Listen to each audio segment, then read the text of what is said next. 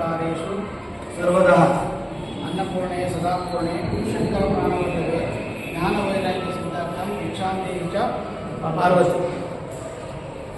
ಇಬ್ಬರು ಅಡಿಗೆದಾರರು ಹಾಗೂ ಸಹಾಯಕರ ಕ್ಷೇಮಾಭಿವೃದ್ಧಿ ಸಂಘ ಹೊಸಪೇಟೆ ವಿಜಯನಗರ ಜಿಲ್ಲೆ ಇದರ ವತಿಯಿಂದ ಬರುವ ತಿಂಗಳು 10 ಮತ್ತು 11ನೇ ತಾರೀಕು ಉತ್ತರಾದಿಮಂಡಲದಲ್ಲಿ ನಡೀತಕ್ಕಂಥ ಷಷ್ಠಪೂರ್ತಿ ಕಾರ್ಯಕ್ರಮ ಹಾಗೂ ಪ್ರತಿಭಾ ಪುರಸ್ಕಾರ ಕಾರ್ಯಕ್ರಮವನ್ನು ನಮ್ಮೆಲ್ಲರ ಸ್ನೇಹಿತರ ಒಳಗೂಡಿ ಮಾಡಲಿಕ್ಕೆ ಈಗಾಗಲೇ ಎಲ್ಲ ಸಮಿತಿಗಳ ರಚನೆ ಮಾಡಿ ಇವತ್ತು ನಾವು ವಿಘ್ನೇಶ್ವರನ ಸಮ್ಮುಖದಲ್ಲಿ ಇವತ್ತು ಆಮಂತ್ರಣ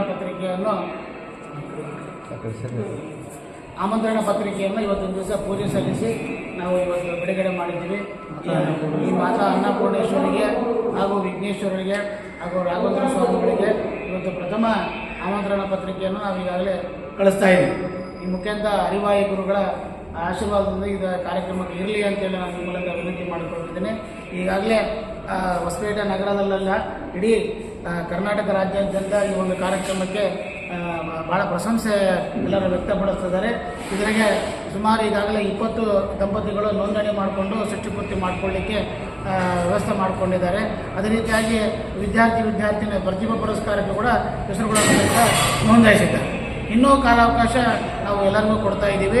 ಆದಷ್ಟು ಬೇಗನೆ ದಂಪತಿಗಳು ತಮ್ಮ ಷಷ್ಠಪೂರ್ತಿ ಕಾರ್ಯಕ್ರಮದ ಭಾಗವಹಿಸಲು ಇಚ್ಛಿಸುವವರು ಆದಷ್ಟು ಬೇಗನೆ ನಾವು ನೋಂದಣಿ ಮಾಡಬೇಕು.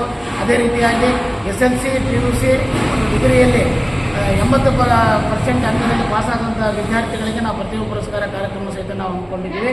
ಆ ಕಾರ್ಯಕ್ರಮಕ್ಕೂ ಕೂಡ ತಾವು ಯಾರನ್ನ ವಿದ್ಯಾರ್ಥಿಗಳು ಈ ವರ್ಷ 23-24ರಲ್ಲಿ ಪಾಸಾದಂಥ ವಿದ್ಯಾರ್ಥಿಗಳಿಗೆ ನಾವು ಪ್ರತಿಭಾ ಪುರಸ್ಕಾರ ಇರ್ತದೆ.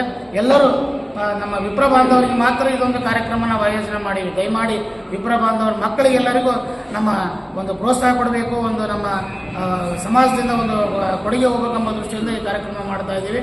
ಆ ದೃಷ್ಟಿಯಿಂದ ಎಲ್ಲ ವಿಪ್ರ ಬಾಂಧವ ಮಕ್ಕಳುಗಳು ದಯಮಾಡಿ ಯಾರ್ಯಾರು ತೇರ್ಗಳು ಹೊಂದಿದ್ದಾರೆ ಅವರ ಹೆಸರುಗಳನ್ನು ದಯಮಾಡಿ ಕೊಡಬೇಕು. ಅದೇ ರೀತಿ ನಾವು ಇದು 60 ವರ್ಷಕ್ಕೆ ಸೀಮಿತ ಆಗಿಲ್ಲ ಷಷ್ಠಪೂರ್ತಿ ಕಾರ್ಯಕ್ರಮ. ಇದು 60 ವರ್ಷದಿಂದ 90 ವರ್ಷ ತನಕ ಇರೋಂಥ ದಂಪತಿಗಳಿಗೆ ನಾವು ಈ ಷಷ್ಠಪೂರ್ತಿ ಕಾರ್ಯಕ್ರಮ ವ್ಯವಸ್ಥೆ ಮಾಡಿದ್ವಿ. ಆ ದೃಷ್ಟಿಯಿಂದ ಹೊಸಪೇಟೆಯಲ್ಲೇ ಇರಬೇಕೆಂಬುದೇನೂ ಇಲ್ಲ. ಕರ್ನಾಟಕ ರಾಜ್ಯದಲ್ಲಿ ಎಲ್ಲಿದ್ದರೂ ಸಹಿತ ಅವರು ನಮಗೆ ಇಲ್ಲಿ ಬಂದು ನೋಂದಣಿ ಮಾಡಿಕೊಂಡ್ರೆ ಅದು ನಾವು ವ್ಯವಸ್ಥೆ ಎಲ್ಲ ಮಾಡಿಕೊಡ್ತೀವಿ. ಅದು ಮಾಂಗಲ್ಯ ವಸ್ತ್ರ ಆಗಿರ್ಬೋದು, ಇನ್ನು ಅನ್ನ ಸಂತರ್ಪಣೆ ವ್ಯವಸ್ಥೆ ಸಹಿತ ನಾವೆಲ್ಲ ಮಾಡ್ತೀವಿ.